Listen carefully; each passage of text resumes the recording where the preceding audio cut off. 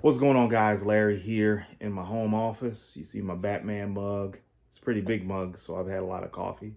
I'm going to have a lot of coffee again. Um, but in any event, I want to touch base with you guys about something that's been on my mind quite a bit now that I'm officially in my second year of being in my 40s, right? So turned 40 last year, turned 41 this year.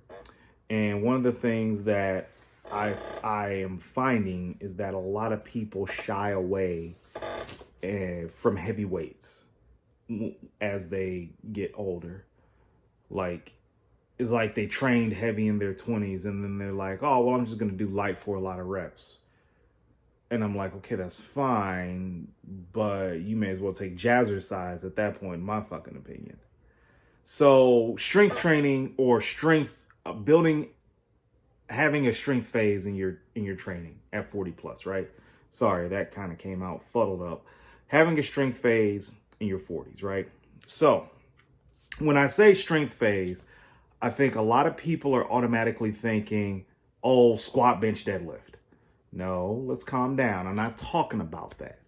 I'm talking about progressively pushing up the weights to some heavy shit. So if you're using an incline press, continue to push that. If you're using, but more aggressively than you would during your normal training, right? So you have in your mind what you want to hit for a 1 rep max, right? Well, let's take away the 1 rep max because anything at 40, unless you are a competitive powerlifter, you definitely should not be doing 1 rep maxes, period, in my opinion. All right. So let's take that 1 rep max and let's do a 3 rep max. Well, I'm not comfortable with a 3 rep max, Larry. Okay, then let's change it to a 5 rep max, right? 5 rep max. So for the basis of this video, we're going to be using a 3 rep max. So you're going to plan out what it's going to take for you to get to a 3 rep max inside of your incline press. You're going to plan out what it would do to get you to a 3 rep max on a rack pull. You're going to plan out what it would take you to get to a 3 rep max in some type of squat variation, preferably if you have it a belt squat. If you don't have it, maybe a hack squat, right? And that's just, again, this is coming from my perspective. So you're going to plan out your numbers. So why are you going to go through a strength training phase as an older athlete? Generally, strength is the first thing to go. From the observations that I've had, strength is the first thing to go. It's a quality, so why not train it, right? Number 2 is just cool to be really fucking strong.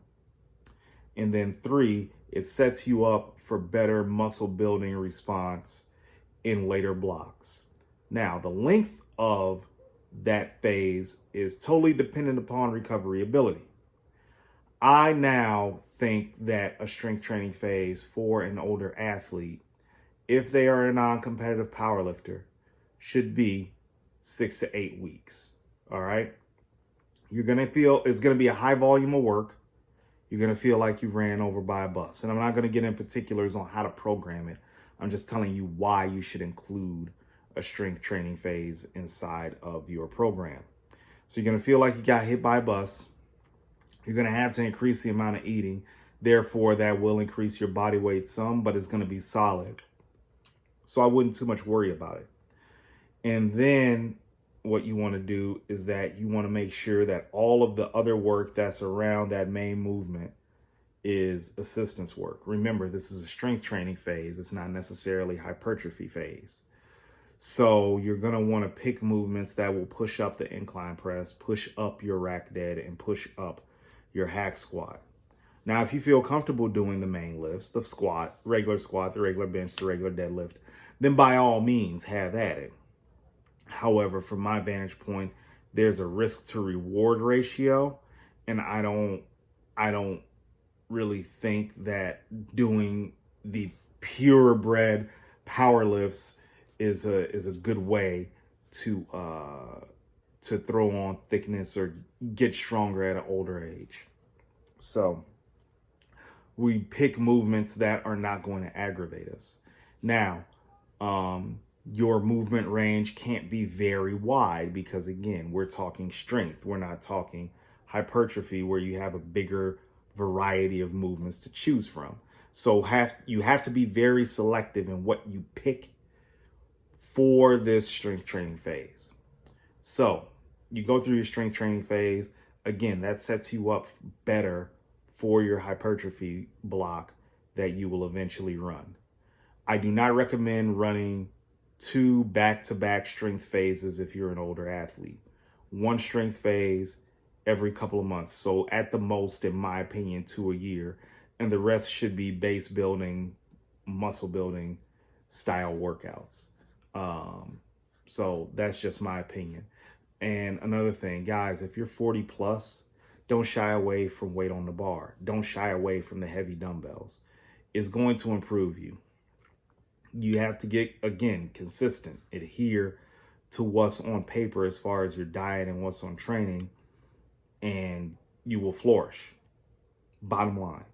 So really, that's all I have today. That's something I've been wanting to touch on for a while. And I am on my lunch, so I am on a time crunch, but I'm not sure if I articulated that in the best way. So if you have some recommendations of